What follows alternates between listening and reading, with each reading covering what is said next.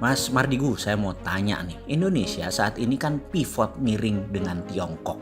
Itu keuntungan terbanyak adalah personal benefit atau country benefit ya? Sebuah kalimat di awal telepon dari sahabat saya yang saat ini menjadi dosen di kampus kenamaan di negeri Paman Sam membuat saya terdiam. Personal benefit atau country benefit? Astagfirullah, asli saya nggak mikir panjang. Yang saya akhirnya balik bertanya, apa itu country benefit? Country benefit saya coba jelaskan sekilas, katanya kemudian, yaitu sebuah kegiatan ekonomi yang membuat keuntungan multidimensi. Seperti neraca perdagangan sebuah negara menjadi naik, cadangan devisa negara naik karena produknya untuk ekspor dengan menerima multinational currency. Aset negara bertambah dengan nilai tambah produksi yang tinggi. Tenaga kerja lokal terserap, bahan baku produksi TKDN-nya barang buatan dalam negerinya di atas 90%. Tidak ada flight capital pelarian dana keluar, ada alih teknologi ke tenaga kerja lokal, manfaat pajak tinggi, produknya memberi kekuatan politik di luar negeri negara tersebut. Kalau personal benefit, saya pun bertanya kepadanya. Ya, yang untung hanya personalnya saja. Yang membawa proyek atau yang menginisiasi proyek, dia yang untung. Cadangan devisa negara jadi minus. Aset negara atau natural resources capital jadi hilang. Hasil pajak kecil. Bahan produksinya semua asing.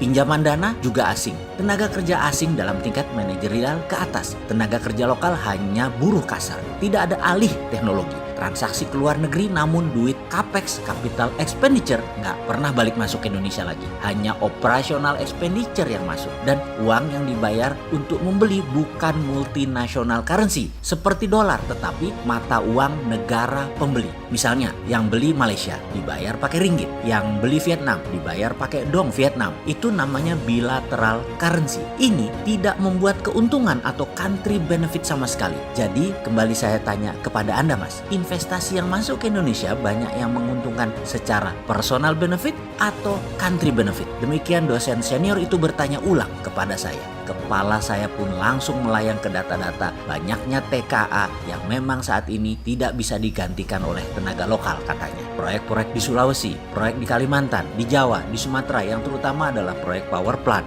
atau PLTU batubara. Membuat cadangan devisa naik nggak ya? Teknologi asing semua nggak ya? Dana asing semua nggak ya? Berapa pajak yang sudah dihasilkan? Tinggi nggak ya? TKA-nya sedikit atau banyak? Saya berpikir keras sambil mencari fakta data. Tanpa waktu lama, data tersebut mulai menumpuk di depan saya, kemudian saya dengan pede menjawab.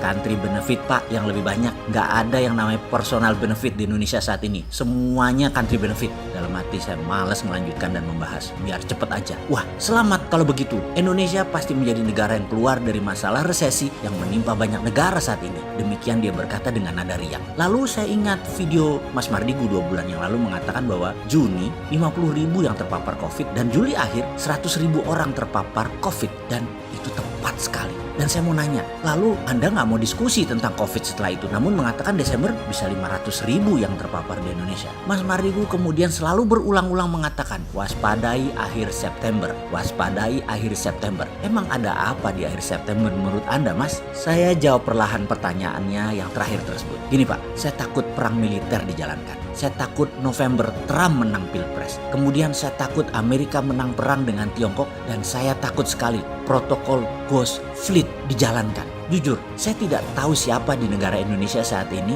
yang menjelaskan ancaman atau who define nation threat dan mempunyai skenario untuk mengantisipasi nation threat-nya. Mendefinisikan ancaman lalu menyiapkan antisipasinya seperti halnya sebuah moto Latin yang Jenderal Napoleon Bonaparte pernah pakai. Civis pacem para bellum adalah moto pasukan elit yang menyatakan kalau Anda mau perdamaian, bersiaplah untuk perang. Ngomong-ngomong, saat ini nama kode pasukan Amerika dan pasukan beberapa negara yang mengepung Laut Natuna Utara di dalam berperang melawan Tiongkok adalah Civis pacem para bellum. Ini kode keras di mana setiap negara yang memahami nama kode ini harusnya mulai menerjemahkan kemudian bergerak mengantisipasi. Karena itu kita mengingatkan Amerika dan sekutunya serius mau menghajar Tiongkok. Ini yang saya takutkan kejadian di akhir September mendekati masa Pilpres di Amerika. Bentuk pasti perangnya, apa itu saya kurang tahu. Namun mudah-mudahan saya salah lagi. Yang penting tidak ada personal benefit dari miringnya Indonesia ke Tiongkok. Iya nggak? Betul nggak? Setuju nggak?